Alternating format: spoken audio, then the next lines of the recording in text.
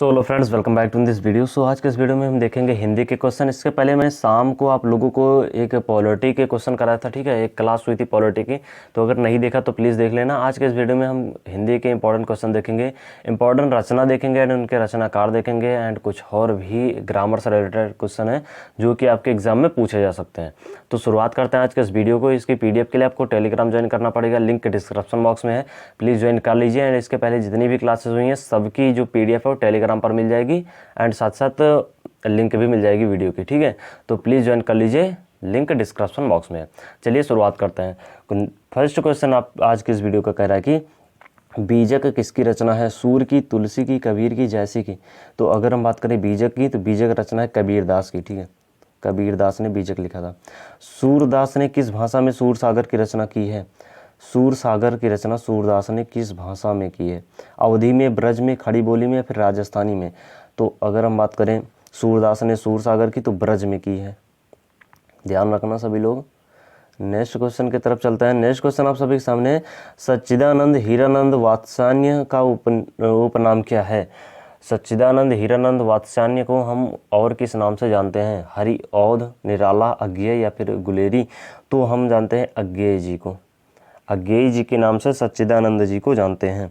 Next question आप सभी के सामने, बिहारी के प्रसिद्ध हैं इनमें से कौन? कवित्व, सवैया या फिर पद या फिर दोहे? तो अगर हम बात करें बिहारी के, तो बिहारी के प्रसिद्ध है भैया दोहे। आई होप आप सभी को क्वेश्चन अच्छे लग रहे होंगे। चलिए नेक्स्ट क्वेश्चन की तरफ चलते हैं। कह रहा है कि घनानंद को किस युग का कवि माना जाता है? घनानंद को किस युग का कवि माना जाता है फ्रेंड्स? आदिकाल को का, रीतिकाल का, भक्तिकाल का या फिर भारतेंद्र काल का? अगर हम बात करें घनानंद को, तो घनानंद को माना जाता है रीतिकाल का, ठीक है। तो रीतिकाल इसका राइट आंसर हो जाएगा। नेक्स्ट क्वेश्चन आप सभी के सामने कह रहा है कि निम्नलिखित में से किस पत्रिका का संबंध इलाहाबाद में है? ब्राह्मण का, हिंदी प्रदीप का या फिर समन्वय का या फिर माधुरी का? तो अगर हम बात करें किस पत्रिका का संबंध इलाहाबाद से है, तो वो है हिंदी प्रदीप का, ठीक है। चलिए नेक्स्ट क्वेश्चन की तरफ आपको लेकर चलते हैं। नेक्स्ट क्वेश्चन है, कह रहा है कि सरस्वती पत्रिका के संपादक कौन है? इंपॉर्टेंट क्वेश्चन है, वेरी इंपॉर्टेंट क्वेश्चन है, एग्जाम में तो आ सकता है, ठीक है। भारतेंद्र हरिश्चंद्र है, बालकृष्ण भट्ट है, महावीर प्रसाद द्विवेदी हैं, बाल मुकुंद गुप्त हैं। तो अगर हम बात करें सरस्वती जो पत्रिका उसके संपादक, तो महावीर प्रसाद द्विवेदी जी हैं, ठीक है। रामचरितमानस के कांड का सही क्रम क्या है? रामचरितमानस का जो कांड है उसका सही क्रम क्या है? फटाफट से सभी लोग बता दीजिए। तो अगर हम बात करें भैया सही कांड, तो सबसे पहले आएगा बाल कांड, फिर अयोध्या कांड, फिर सुंदर कांड, फिर लंका कांड, ठीक है। आई होप आप सभी को क्लियर हो रहा होगा। पहले बाल कांड आएगा, पहले जन्म होगा, फिर अयोध्या में रहेंगे, फिर सुंदर कांड, फिर उसके बाद लंका दहन हो जाएगा, काम खत्म। नेक्स्ट क्वेश्चन है, नेक्स्ट क्वेश्चन आप सभी के सामने है, कह रहे कि पराधीन सपनेहु सुख नहीं किस रचना की पंक्ति है? पराधीन सपनेहु सुख नाही किस भैया रचना की पंक्ति है? कबीरदास की, रैदास की, तुलसी की या फिर तुलसीदास, सूरदास की या फिर तुलसीदास की? तो ये भैया तुलसीदास जी की, ठीक है। तुलसीदास इसका राइट आंसर हो जाएगा। अमृतलाल नागर के किस उपन्यास में गोस्वामी तुलसीदास की जीवनी को आधार बनाया गया है? बताइएगा कि किस इसमें से ऐसा कौन सा रचना है जिसमें तुलसीदास जी के जीवनी के बारे में बताया गया है? ठीक है भैया, मानस का हंस, ठीक है। मानस का हंस अमृतलाल नागर द्वारा लिखा गया उपन्यास है। आई होप आप सभी को समझ में आ रहा होगा। वीडियो अच्छी लग रही है तो लाइक कर दीजिए, इसकी PDF के लिए टेलीग्राम ज्वाइन कर लीजिए।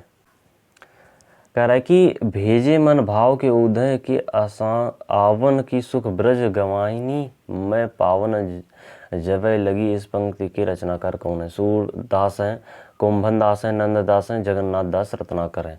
तो इसके रचनाकार कौन है भैया? इसके रचनाकार है जगन्नाथ दास रत्नाकर, ठीक है। आई होप आप सभी को क्वेश्चन अच्छे लग रहे होंगे। नेक्स्ट क्वेश्चन करें कि डेढ़ हिंदी का ठाड़ किसकी रचना? ये हो गया था वैसे फ्रेंड्स, बट फिर भी देख लेते हैं एक बार अगेन दोबारा। तो ये भैया अयोध्या सिंह उपाध्याय, ठीक है। अयोध्या सिंह उपाध्याय इसका राइट आंसर हो जाएगा। सुमित्रा नंदन पंत को किस कृति पर ज्ञानपीठ पुरस्कार मिला था? सुमित्रा नंदन पंत को किस जो कृति है उनकी, उसके लिए ज्ञानपीठ पुरस्कार मिला था? तो था चिदम्बरा, ठीक है। चिदम्बरा इसका राइट आंसर हो जाएगा। नेक्स्ट क्वेश्चन आप सभी के सामने है कि जायसी द्वारा रचित पद्मावत निम्नलिखित में से क्या है? जो पद्मावत है वो क्या है भैया, ठीक है। और वक्रोक्ति है, अन्योक्ति है, समासोक्ति है या फिर रूपक काव्य है? तो पद्मावत जो है भैया ये है समासोक्ति, ठीक है। पद्मावत किसके द्वारा लिखी गई है? मलिक मोहम्मद जायसी द्वारा लिखी गई रचना है। गबन किसकी रचना है? श्याम सुंदर दास की, रामचंद्र शुक्ल की, मुंशी प्रेमचंद की, या फिर इनमें से कोई नहीं। अगर हम बात करें गबन की, तो गबन की रचना भैया मुंशी प्रेमचंद्र की, ठीक है, मुंशी प्रेमचंद्र द्वारा लिखा गया रचना कौन सा है? गबन है।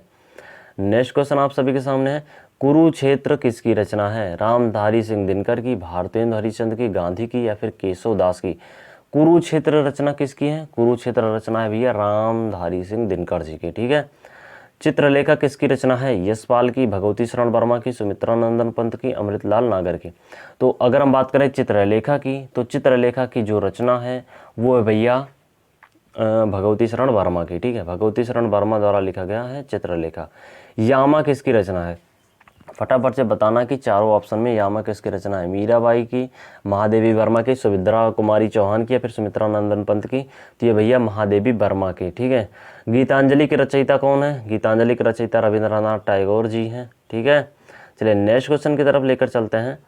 एंड यार इसकी पीडीएफ के लिए आपको टेलीग्राम ज्वाइन करना होगा, ठीक है। एंड यार मैं आपको बताने वाला हूँ कि आप लोगों का जो एक्सपेक्टेड रिजल्ट है या फिर आंसर की वो कब तक आ जाएगा, तो प्लीज़ चैनल को सब्सक्राइब करके रखिए ताकि जो भी अपडेट हो आपको मिल जाए। बिहारी निम्नलिखित में से किस काल के कवि थे? वीर गाथा काल के, भक्ति काल के, रीत काल के, आधुनिक काल के? तो बिहारी जो थे वो थे रीत काल के। नेक्स्ट क्वेश्चन है, भक्ति काल की रामाश्रयी शाखा के निम्नलिखित में से कौन से कवि नहीं है? सूरदास, मीराबाई, जायसी, या फिर तुलसी? तो अगर हम बात करें रामाश्रयी शाखा के, तो ये है तुलसी, ठीक है। तुलसीदास रामाश्रयी जो काव्य है उनके, मतलब रामाश्रयी जो धारा है, शाखा है, उसके कवि हैं, बाकी जितने भी हैं वो अलग हैं, ठीक है। नेक्स्ट क्वेश्चन आप सभी के सामने है। नेक्स्ट क्वेश्चन कह रहा है कि उपन्यास और कहानी में मूल अंतर है उसका आकार प्रकार या फिर विषय निरूपण, घटना का समय, पात्रों की विविधता? तो अगर हम बात करें उपन्यास और कहानी में, तो ये भैया विषय निरूपण। आचार्य रामचंद्र शुक्ल ने के अनुसार हिंदी साहित्य का आविर्भाव कब से माना जाता है? हिंदी साहित्य का आविर्भाव कब से माना जाता है अकॉर्डिंग टू आचार्य रामचंद्र शुक्ल? प्राकृत से, संस्कृत से, या फिर प्राकृत की अंतिम अपभ्रंश अवस्था से, पाली से? तो ये माना जाता है भैया प्राकृत की अंतिम अपभ्रंश अवस्था से, ठीक है। आई होप समझ में आ रहा होगा। नेक्स्ट क्वेश्चन आप सभी के सामने है, कह रहा है कि अपभ्रंश के प्रथम महाकवि कौन थे? हेमचंद्र, स्वयंभू, रामचंद्र, या फिर सोम प्रभु सूरी?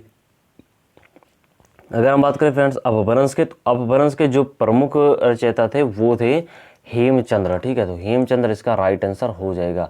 किसके भैया? अपभ्रंश के, ठीक है। अपभ्रंश के जो प्रथम महाकवि थे वो कौन थे भैया? सॉरी स्वयंभू यहाँ पर राइट आंसर हो जाएगा, ठीक है, स्वयंभू हो जाएगा। नेक्स्ट क्वेश्चन आप सभी के सामने कह रहे हैं कि अर्धसम मात्रिक जाति का छंद है रोला, दोहा, चौपाई, कुंडलिया? तो अर्धसम मात्रिक जाति का छंद की अगर हम बात करें फ्रेंड्स, तो वो कौन सा है? वो है दोहा, ठीक है। तो दोहा इसका राइट आंसर हो जाएगा। चौपाई के प्रत्येक चरण में कितनी मात्राएं होती हैं? 11 होती हैं, 13, 16, या फिर 15? चौपाई के प्रत्येक चरण में कितनी मात्राएं होती हैं भैया? अगर हम बात करें चौपाई के प्रत्येक मात्रा में, तो 13 चरण होती हैं, ठीक है। चौपाई में हर एक लाइन होती है उसमें 13 मात्राएं होती हैं। चौपाई के चारों चरणों में कितनी मात्राएं होती हैं? 13, 17, 14, या फिर 16? तो अगर हम बात करें चौपाई के भैया चारों चरणों में कितनी मात्राएं होती हैं? तो 16 मात्राएं होती हैं। यहाँ पर क्या था भैया? यहाँ पर क्या था? 13 था। प्रत्येक चरण का वो बोल रहा है, ठीक है ना। चलिए नेक्स्ट क्वेश्चन की तरफ चलते हैं आप सभी को लेकर। छंद कितने प्रकार के होते हैं? 3, 2, 5, 4? तो अगर हम बात करें छंद के, तो छंद प्रकार के होते हैं 3, ठीक है। तो छंद कितने प्रकार के होते हैं भैया? 3 प्रकार के होते हैं। नेक्स्ट क्वेश्चन आप सभी के सामने है, एंड इम्पोर्टेंट क्वेश्चन है।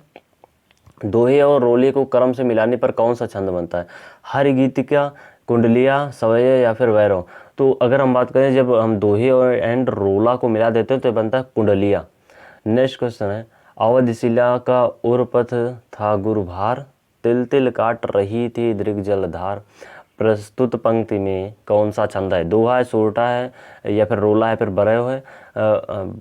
तो ये भैया अगर हम बात करें क्वेश्चन नंबर 94 का, तो इसमें है ऑप्शन नंबर डी, ठीक है। आई होप आप सभी को समझ में आ रहा होगा। इसकी पीडीएफ के लिए टेलीग्राम ज्वाइन कर लीजिए, लिंक डिस्क्रिप्शन बॉक्स में है। नेक्स्ट क्वेश्चन पूछ रहा भैया, ढेले का पर हिमालय किस विधा की रचना है? उपन्यास, कहानी, यात्रावृत्त या फिर निबंध। तो ये किस विधा की है भैया? ये निबंध की है, ठीक है। बंदेवाड़ी विनायकयो निबंध संकलन के रचयिता कौन है? विद्यानिवास मिश्र हैं, राम वृक्ष बेनीपुरी हैं, गुलाब राय हैं, प्रताप नारायण मिश्र हैं। तो ये कौन है भैया? ये है राम वृक्ष बेनीपुरी, ठीक है। राम वृक्ष बेनीपुरी इसका राइट आंसर हो जाएगा। सूफी काव्य धारा का उद्देश्य है, सूफी जो काव्य धारा है उसका उद्देश्य क्या है? प्रेम निरूपण, काव्य शास्त्र निरूपण, इस्लाम धर्म का प्रचार या फिर राष्ट्रीय चेतना। तो ये भैया काव्य शास्त्र का निरूपण है या फिर नहीं है? प्लीज़ बता देना सभी लोग, ठीक है। तो ये भैया कौन सा? काव्य शास्त्र का निरूपण, ठीक है। आई होप आप सभी को समझ में आ रहा होगा। वैसे काव्य शास्त्र का निरूपण नहीं होगा, ये सही था ना? हाँ, ये हो जाएगा भैया प्रेम निरूपण, ठीक है। जो सूफी काव्य धारा थी वो कौन थी? प्रेम निरूपण थी, ठीक है। नेक्स्ट क्वेश्चन आप सभी के सामने कह रहा है कि रीत मुक्ति कवि नहीं है। जो रीत मुक्ति कवि हैं उनमें से कौन से नहीं है? घनानंद बोधा, जसवंत सिंह या फिर ठाकुर। तो ये है भैया जसवंत सिंह, ठीक है। जसवंत सिंह इसका राइट आंसर हो जाएगा। आज की वीडियो में रखते हैं इतना ही। आई होप आपको वीडियो अच्छी लगी होगी।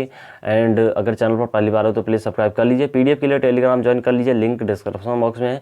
चलिए फ्रेंड्स, मिलते हैं नेक्स्ट वीडियो में, तब तक के लिए बाय बाय, टेक केयर, जय हिंद।